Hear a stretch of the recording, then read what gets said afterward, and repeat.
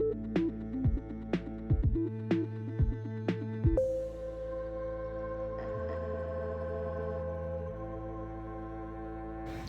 guys, welcome back to releasethecraftin. Priscilla here with a Oracle deck unboxing for you guys today. And today we are unboxing the Citadel, a fantasy Oracle. This is by Fez Inkwright from liminal11.com. That's where you can check their stuff out. This deck is actually really interesting. I'm really excited to get into this. I've been waiting a while for this to come up. I pre-ordered it. And I'm really excited to have it. I think it's going to be really cool. It's going to be a really great addition to my decks. But this is a 60-card foiled Oracle deck with a guidebook. And there's a bonus guide for use with tabletop games. And I'll explain a little bit why that is. But let's get into it. Let's crack this open. Let's use scissors like we know how to use scissors.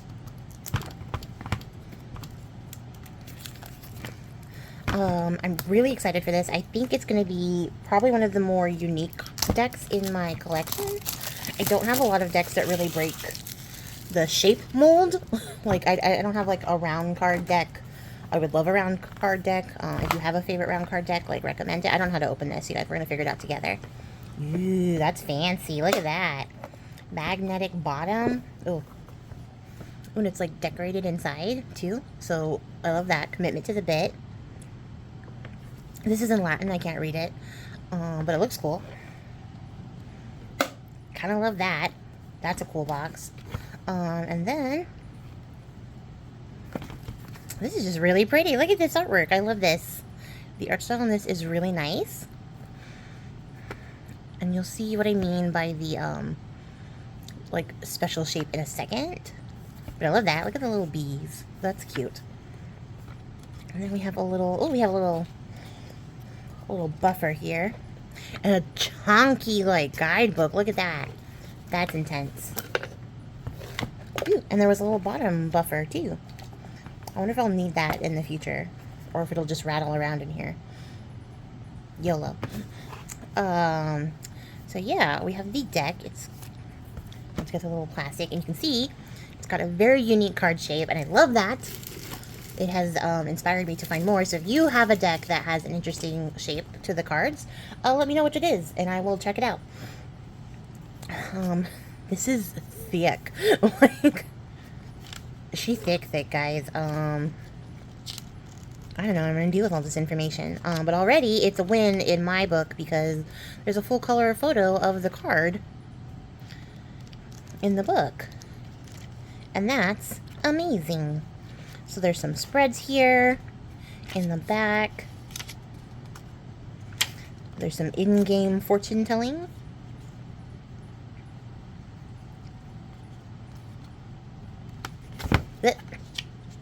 There is some advice on how to build a character. So this deck is, like, labeled as a fantasy oracle. And it's sort of set up from the description that I read in a way that, like, is supposed to facilitate creativity in the sense that if, like, you're a writer or, like, a tabletop gamer, a roleplay gamer, like, player, this deck is full of archetypes and characteristics, things like that, that will help you build characters and set up storylines. And as a person who considers himself a writer, I was like, I have to have that. That sounds amazing. And like you can see here, some of the stuff in the back is how to build an encounter. So you get location, an NPC, an outcome, just by pulling 3 cards. And then, there's, like, ways to build location, how to game with it. It was partially inspired by tabletop games like Dungeons and Dragons, and it's got some stuff on how to, like, take your role-playing to the next level. So there's a lot of, like, really cool info in here that I think is going to be really fun. There's some fun, like, spreads on, like, different prompts to write. So, like, if you need a court, an academy, and a crowd, it tells you right here, like, what each of them are associated with, and then it tells you how to build that for your location. And then, you know, like I said, building the encounter, how to build your character, fortune telling, We're going to keep going through on the other side because I already read these parts. And then it's got these massive spreads here, which is insane. I love that. It's so cool. And then just some sword and shield spreads. And then, like, ways that this complements the tarot. And, like, some one-card draws. So, yeah, tons of information in this little tiny book, which is not that tiny because it's a thick one. And that's really neat. But, like, let's get into the deck because I am excited. And I think this is going to be just really fun to play with. I love archetypes already, like in Magic and in my personal practice. I like using archetypes as representation as opposed to, like, turning towards personified deity because I feel like there's a little bit of a difference in the way that you work with those, and having something that can help me, like, build archetypes or communicate with archetypal qualities is also interesting. It's also probably a good way to, like, figure out how to, like, if you're communicating with the spirit, like, what type of spirit you are communicating with, if you can narrow down the type of person it is using a deck like this, if you're into, like, any sort of medium work like that. But as a writer, I just find it, like, something that, like, scratches the happy center in my brain to be like, oh, this is a tool I can use for writing and witchcraft. Like, I love it. So we're gonna jump in with knocking stuff over, and the first card, which is the Aspirant, and it's got the meanings down here. So the ambition, diligence, and setbacks, which, like, I love a good oracle deck that has the meanings on the cards, because sometimes I don't remember the words and what they mean. And so it's nice to have some keywords to pull from. And, like, the artwork on this is just gorgeous, you guys. Like, look at that. Every card is foiled with this, like, I don't know, I wouldn't say copper, like brass color foiling. And it's so pretty. It might be copper. I might be struggling with the color right now. The light quality is a little bit weird. But look at the back. So it's got the elements tied in. There's the Citadel. That's really pretty. These cards are really pretty. I love this art style already. Like the little snowdrops. They look like snowdrops to me. Which would be like the first sort of flowers you see, like, in springtime, which goes really well with the Aspirant, which is kind of like the Fool if you're looking for, like, a tarot comparison.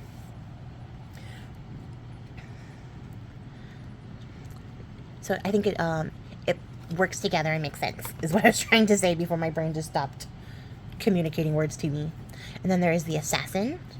So you have ruthlessness and conviction. Oh, these cards are pretty, guys. These are pretty cards. I don't know if I can handle this. Also, I need a better way to flip these over. We have the Catalyst, which is giving me tower energy, radical changes, taking control. And I like it's got little bees on it. Like, maybe this is something that, like, mixes stuff up, but, like, also, like, the bees sort of signify that, like, it's meant to be and changes happen, but, like, things will also happen because bees are productive. Then we have the Diviner. Divine timing and evaluation. That's neat. So I don't know if I'll have a lot of strong opinions on these because I haven't, I don't know what all the archetypes are and I haven't worked with it. But I think, like, this is just a really interesting look through. And I think you can see as you go through how stuff like this would be really helpful as a writer. Because already you could start out being like, okay, so my character is going to be the founder of my, like, my world or my city or whatever location in my place. And then maybe, like, the story is subsequently going to be about their heir. And then, like, and they are pursued by the Hound from Game of Thrones. It's a fanfic, turns out. No, I'm kidding. But, like, you know what I mean? Like, there's already some ideas there that you could pull. Maybe it is someone who's honor-bound to fulfill an oath that is pursuing the heir, and that causes the conflict of the story. So already there's a lot to work with. These little rats are so cute. I really love them. Like, there's a little builder and a little, like, warrior. Super cute. So your story could be about that. The city could be founded by little rats who are pursued by a literal hound.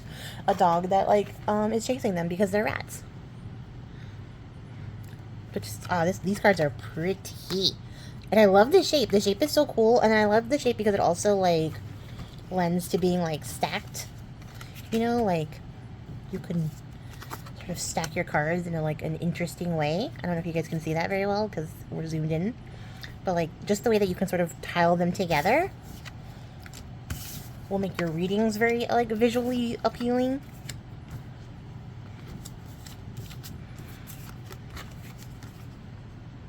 I can't tell. It looks like it's, no, maybe. I don't know if you guys can see it, but like the colors on the back of this one are a little bit cooler than these ones. Like this is more white and this is more of like a bluish white. I hope that shows up. Otherwise I just sound crazy and I'm like, this white is also white and the whites are white. The whites are white. Just say shit on the internet, but I did, so we're gonna move on. And then we have the king, which, like, this is giving Narsil, Lord of the Rings people, where you at? Control reversal of fortune. Very cool. And we have the poet. And I love that. And this is a card about vulnerability, so I love it a little bit less. And the queen. Just a very beautiful card. Ooh, we have the sleeper. The front of this is all black, and that's really cool. It gives it like that mystery age, what's happening in dreams sort of thing. And the spy master.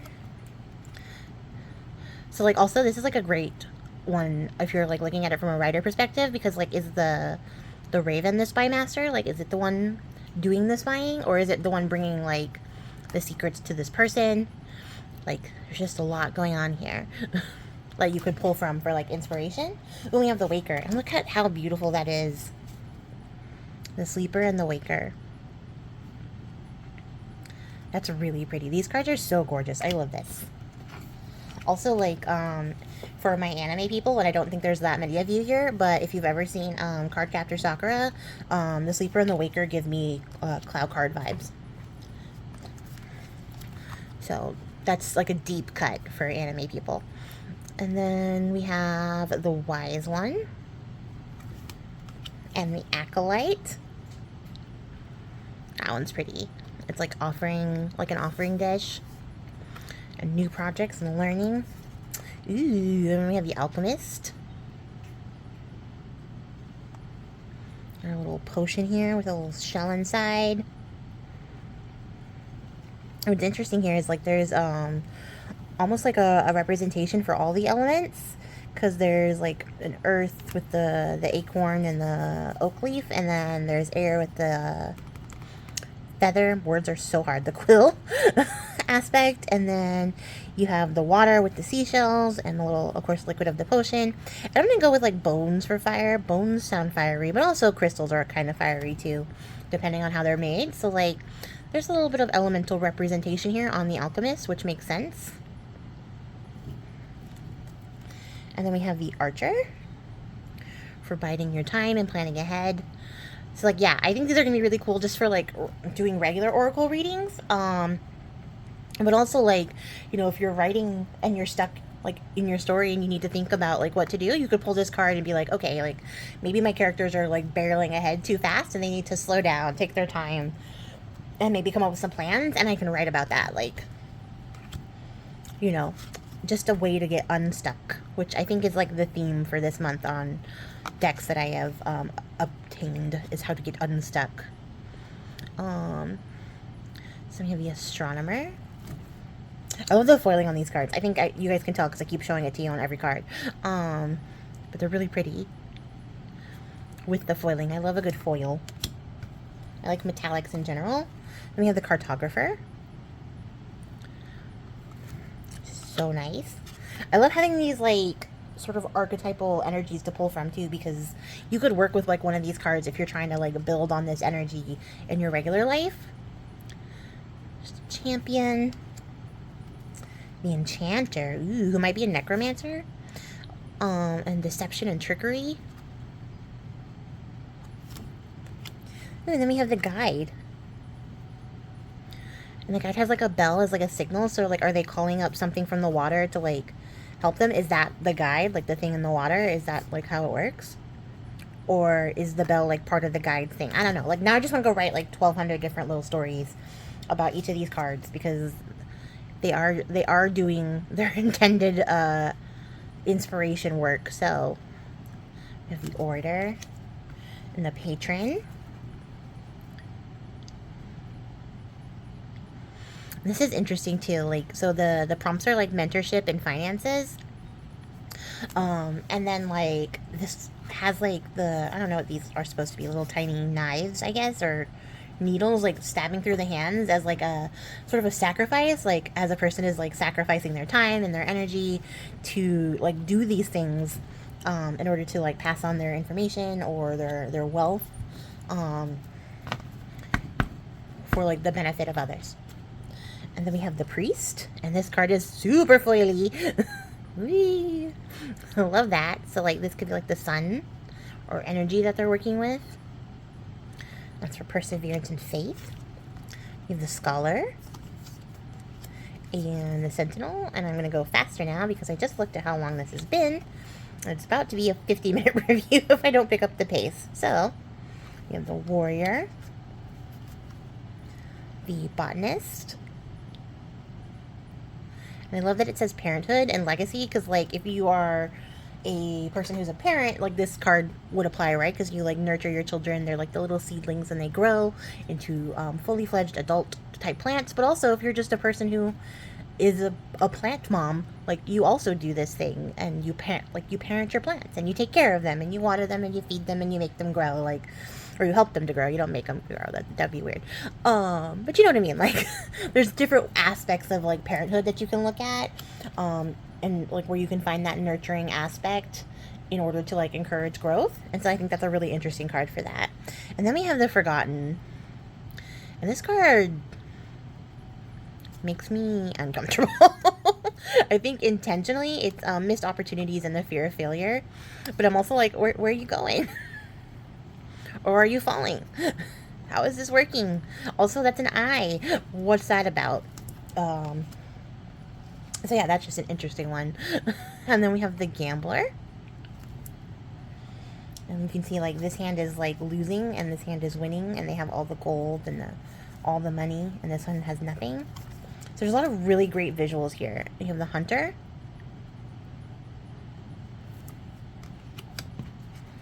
So yeah, I would love to spend some time just sitting with these cards, meditating a little bit, getting to learn their meanings a little bit better. I'm really looking forward to going through the guidebook.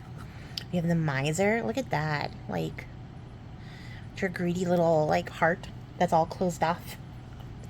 But also the bricks are kind of giving me Cask of Amontillado vibes. Like, gonna wall up, or am I being walled up? I don't like that card either. And then we have the Muse, which is giving 3 of Cups. Generosity and naivety. Naivete. One of those things. Potato. And then we have the Pathless.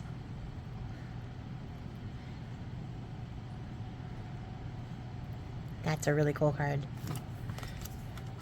Just gonna let that sit. And then we have the Pilgrim. Just kind of giving me a little bit of hermit vibes because of the lantern, but it stands for opportunities and growth, which I suppose is something you would find on a pilgrimage. We have the Sailor. Look how pretty those fish are. The line work on these cards is like immaculate. This art style is like one of my favorite art styles when it's simple but like very detailed. It's just really gorgeous. It's giving. We have the Smith for overthinking and taking action, which is a really interesting like combination, like of overthinking and taking action. So like if you pulled this card, you could be like, oh yeah, I have to do things, but also like maybe don't stress about doing the things that much, you know? Like there's a lot of nuance there, and I really like that. And we have the Thief, which like in conjunction with that Gambler card and the rings and stuff, like this person could have been cheating like the gambler out of their money, and they were actually stealing the whole time. So there's a little story there, a little story. We have the Vengeance, which oof, that's weighty. There's a lot in that card too. We have the Walker, and so you have like the road ahead, which is really neat. And the Adventurer. It's like I don't know if we should adventure there. There's responsibility and expectations as the prompts. I feel like it might be a little treacherous ahead. Let's just go around the volcano. And we have the Brawler. For a lack of empathy and confrontation. I wish I knew Latin because I don't know what this means. But it looks cool. I don't have to Google it later. We have the Chiromancer for delivering news and collaboration. Little palm reader. Love that. Ooh, and the Dancer. This card is pretty. I love that the ribbon like symbolizes a movement, like it's at a cross. But the hands are also really expressive. That's a beautiful card. And then we have the Herald for small regrets and longing.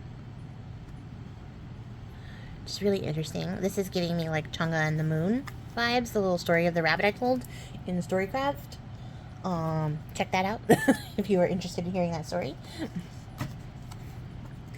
And the Masquerari? I don't know how you say that. Hiding your true self and projection. And they're like painting some new masks to hide behind. And then we have the Musician. That's really pretty. And there's a lot of like elements and like symbols that like you can see sort of carried through on other cards. So like you see a little anchor here, and then like on the Vengeance card there was the anchor. How do you say it now? Everything sounds weird. I'm not gonna find it. It was farther back. Here it is. But there's also an anchor. So like you could use these together. Like there's a story here of like maybe like an assassin disguising themselves as a musician in order to get their revenge on the person who drowned their love with an anchor. Like, boom, story. Love it. I love when like my cards in general just tell a story because I think it makes it a lot easier to intuitively read if I can sort of depict a narrative amongst them. So I think this will be really interesting to work with in the sense of like reading intuitively. Ooh, this is pretty. This is the Painter. That's really pretty. Yeah, so like reading intuitively will be really interesting when you can actually see like the cards are designed to give you a narrative to read from. I think that'll be really just a fun exercise. There's the Puppeteer and the Runaway. So you can see like the cage door is open and they've left. And then we have the Storyteller, which is Shadow Puppets, and I love that. I also love that the hands actually match the Shadow Puppets. That's really interesting. But it also says viewpoints and control. So, like, that's an interesting thing. Because if you're the person crafting the story, then you are the person, like, determining, like, the narrative, right? Like, you're the one telling the story. So you're the person with the control of how things are perceived because you're telling a story. And that's an interesting card just, like, as an oracle card, but also as, like, a thought exercise for writers, like, and unreliable narrators. And then we have the Tailor.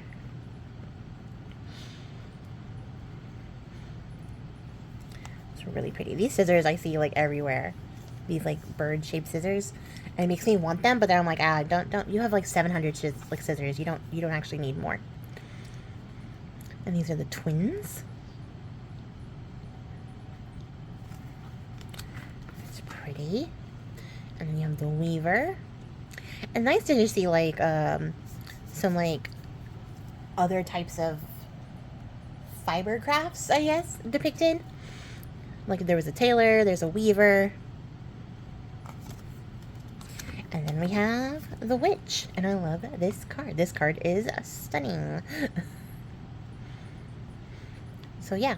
That's a really beautiful card. I love this. It also means experimentation and rebellion, which, like, perfect. Best card. It wins all the cards.